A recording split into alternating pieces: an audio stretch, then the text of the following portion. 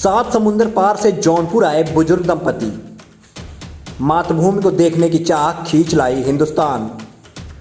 पूर्वजों की जमी और अपनों से मिलने पर हुए भावुक, बोले खुशी को नहीं कर सकता शब्दों में बयान। परिजनों से मुलाकात कराने पर जर्नलिस्ट राजन को दिया धन्यवाद।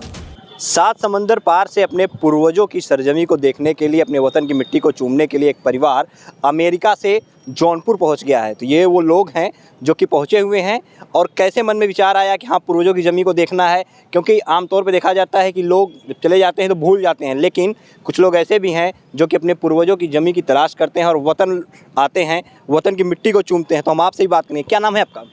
असलम रिजवी। असलम जी, आप कहाँ से आ रहे हैं? हम आए हैं ह्यूस्टन टेक्सास से, अमेरिका से। अमेरिका से जौनपुर में कैसे आने का प्लान हुआ? जौनपुर में असल में हमारे वालिद यहाँ रहा करते थे। ये तकरीबन 1940 1950 उस वक्त की बात है। तो यहीं पर हमारे वालिद, दादा और चचा वगैरह रहा करते थे, और यहीं उनका आबाई घर था। फिर कैसे वो अमेरिका चले गए, क्या कुछ? वो तो अमेरिका नहीं गए, हम चले गए थे बचपन में अमेरिका। उनका तो इंतकाल यहीं हुआ और यहीं दफनाए गए सब। लेकिन ये कि बहरहाल अब हम चले गए थे तो हमें फिर 50 साल के बाद याद आई अपने वतन की। तो हमने कहा कि चल के देखें कि कहाँ वो रहते थे, कहाँ उनका उठना बैठना था, कहाँ घर था, कहाँ ज़मीन थी। क्या एज रही होगी आपकी जब आप अमेरिका चले गए थे? हम तकरीबन 20-22 साल के होंगे उस वक्त जब गए।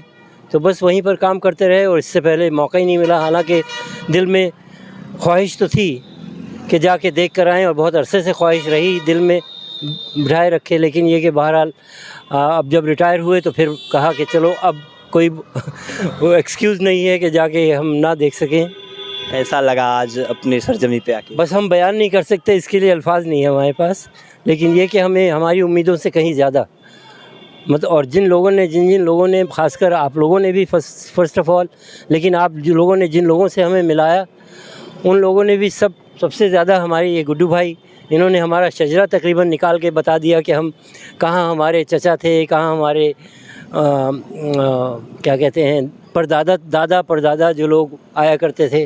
और फिर एक वकील साहब से मुलाकात हुई थी, उन्होंने भी बताया कि किस तरह यहाँ पर आबादी बिल्कुल नहीं थी, लेकिन ये लोग रहा करते थे। आप यहाँ पहुँचे जो है, अपने परिवार के लोगों से मिले, कैसा लग रहा है?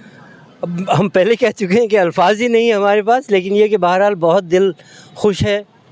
बिल्कुल, देखिए जो खुशी है उसको जाहिर करने के लिए अल्फाज नहीं है। लेकिन हम इनके गुड्डू भाई से बात करेंगे। गुड्डू भाई, अमेरिका से लोग आए इतने सालों बाद, कैसा लग रहा है आपको देख के? भाई बहुत खुशी हुई कि ख़ानदान के लोग तो अक्सर जब ये बंटवारे के बाद हिंदुस्तान पाकिस्तान का जो बंटवारा हुआ तो काफ़ी फैमिली ख़ानदान के काफ़ी लोग चले गए, फिर वहाँ से इस्टेब्लिश हुए अमेरिका, फिर यहाँ से डायरेक्ट लंदन, अमेरिका, यूएस, कहीं कहीं भी जाके बसे हुए हैं।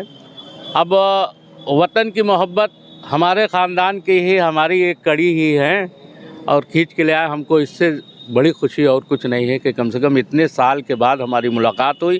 खैर अपने बुज़ुर्गों से, अब पुराने लोगों की बात जब हमने उसको तशरीह किया तो मालूम हुआ कि ये हमारे ही ख़ानदान की एक कड़ी है।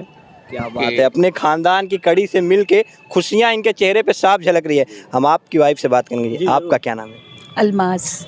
अलमास जी, सबसे पहले तो हम ये जानना चाहेंगे, कल जब आपने हमको व्हाट्सएप किया था और हमने आपको रिप्लाई किया यस और ओके में, तो आपने हमसे जब भी बात में क्या कहा था वो जरा हमको बताइए। मुझे बड़ा हमारे बारे में खड़ूस सोची थी। देखिए हमारे बारे में खड़ूस सोची थी। अच्छा, फिर अच्छा मिलने के बाद कैसा आपको लगा? बिल्कुल, बहुत ही मतलब अच्छा तो लगा ही, लेकिन जिस तरह से आप लोग ने अपनी मोहब्बत जाहिर की और पूरा दिन हमें दिया है, और आप लोग और अखिलेश, आप और सुशील, आप लोग जिस तरह से कहाँ से लोग को बुला के हमें मिलवाया, इसके लिए मतलब जितना भी थैंक्स कहो तो इट्स नॉट कंप्लीट। थैंक्स नहीं, आपका स्वागत है, ये आपका वतन है, आपकी सरजमी है। बताया जा रहा है कि इनको लाने के पीछे आप ही का हाथ है, आप बहुत ज़्यादा प्रेशर की थी। जी, लेकिन क्योंकि ये 1 साल से बता रहे थे कि मेरी जौनपुर में है, मम्मी इलाहाबाद की हैं, तो मतलब कुछ शहर याद है। तो उसी दौरान में इनके बड़े भाई की भी इंतकाल हो गई, और एक बाजी जो दीदी जैसे बोलते हैं उनके भी इंतकाल हो गया, तो वो लोग ज़्यादा जानते थे। तो मैंने वो एक कड़ी जौनपुर मछली शहर जोड़ के ज़की से मुलाकात हुई, फिर उन्होंने दीपू का नाम दिया, दीपू ने अखिलेश जी का, आपका और सबका। सो ये सभी का कंट्रीब्यूशन है। और finally I am very happy to meet my Guddu.